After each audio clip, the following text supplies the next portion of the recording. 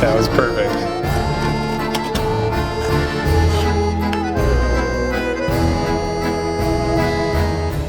Do you ever feel the need to just crush something?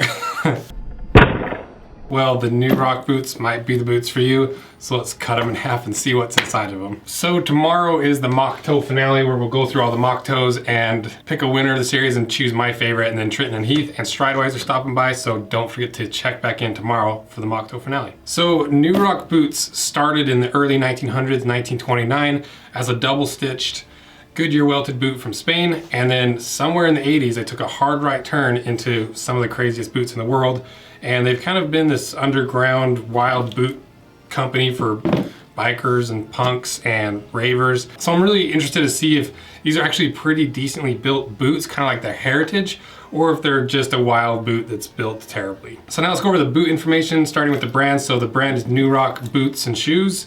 The model is the M-591-S1.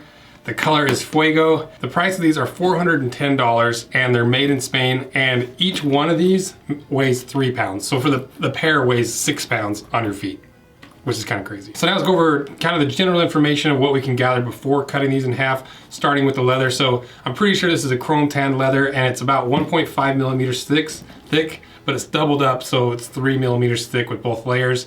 And it's a pretty soft leather. It's kind of a medium temper leather, so there's not going to be a whole lot of break-in with these boots. And there's a pretty heavy pigment on top, so I can't really tell if it's a full grain or top grain, but it's a decent leather. It's not a super cheap leather.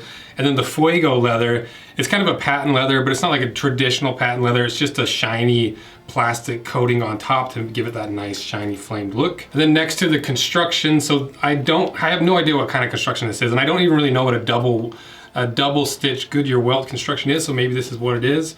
But right now all I can tell is there's a stitch along the outside, and I don't really know where it goes. And then to the outsole, so this is by far the thickest and heaviest outsole I've ever cut apart. It's 2 1/4 inches thick at the heel, and at the ball of your foot it's 1 1/4 inches. And it's just a giant chunk of rubber that has all these little metal accents literally just screwed into it, and there's like the New Rock boot symbol there, and it says that it's a ecologic and anti-aquaplaning. It's got these little ridges in it, so I guess you don't slip in water. And then something that's really interesting that I don't think I'll ever see in another boot again is the actual laces go through the heel of the boot, which is kind of weird. And that kind of brings us to the next thing, is how do you put these boots on? So there's a zipper on the side that you can do it the easy way, but if you're hardcore, you can literally buckle it up and lace it up, and that's probably how you get a little more secure and custom fit, and then you just kind of use the zipper to get it on and off. And then working our way to the inside, so it's a leather insole, but I don't really know what's underneath of it because it's not removable, and it does have a flesh out counter cover that is probably just another chrome tan leather. And that's about the extent of everything I can gather from this and really know about this boot, so I guess next we cut it in half. And this video is sponsored by Clocks and Color. They make super high quality sterling silver jewelry. And I got these 3 pieces, these 2 bracelets, and this 1 ring. I don't usually wear rings because I work with so much equipment, but I couldn't resist this one because it was so cool. And the thing that's really nice about these guys is it's really heavy, solid sterling silver. They don't have giant voids, and they don't hollow out the insides of the rings. Like the band on this ring is almost 3 millimeters thick, and it's really hefty. And the amount of detail in these rings is really surprising. It's super crisp and super clean. So check out Clocks and Color via the link in my description and save 20% site-wide with the code ROSEANVIL20. And thanks again to Clocks and Colors.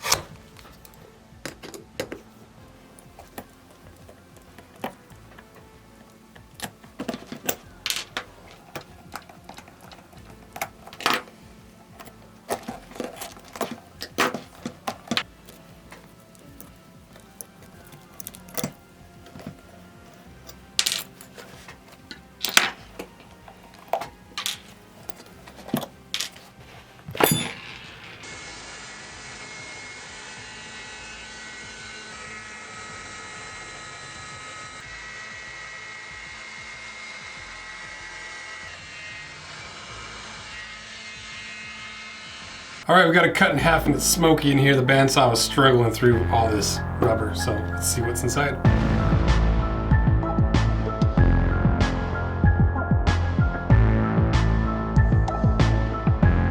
So kind of interesting what's inside of here. So giant voids in the heel and sole, no shank, and the construction is actually just a cemented construction. I don't know if I can pull this apart, but it's, there it goes. See if I can rip it. Ugh.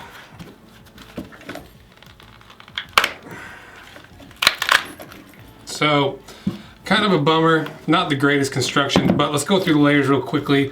So starting with the rubber outsole with that giant tube going through just for the laces, a little emblem on the bottom, and then you've got a layer of fiberboard that's glued to the outsole, and then the upper's tucked underneath and sewn to the fiberboard. So that's what that stitching is on the outside. Above the fiberboard, you've got a layer of kind of some rubber with little holes in it, and then the insole that's sewn to the fiberboard. And there's no shank in here. Still expected to see a little bit of a shank, especially with this big of a hill. You might want a little extra stability. And then the counter is just a cheap cellulose-based counter, and then everything else we pretty much know. So overall, this boot's for $410. You get a lot of weight, but you don't get a lot of quality. I was literally able to rip this entire sole off. So after you've been stomping on things for hours, or raving, or on your motorcycle, especially in the heat, this sole is gonna come off. So kind of a bummer for $410. I was really hoping that it had a really unique and solid construction, but it doesn't. So, but the one thing I do like is the laces going through the sole. That's kind of a nice touch. I appreciate the ingenuity that goes behind that and the creativity. So overall, an overpriced boot, but it looks super cool, and you could stomp on things till the sole comes off. So let me know what you guys think. And if you've owned a pair of these, what was your experience with them? Did you ever have any issues with the sole coming off? How many things were you able to crush and smash in these things? And we'll see you guys tomorrow for the finale of the Mock Toe series. So thank you guys. See ya.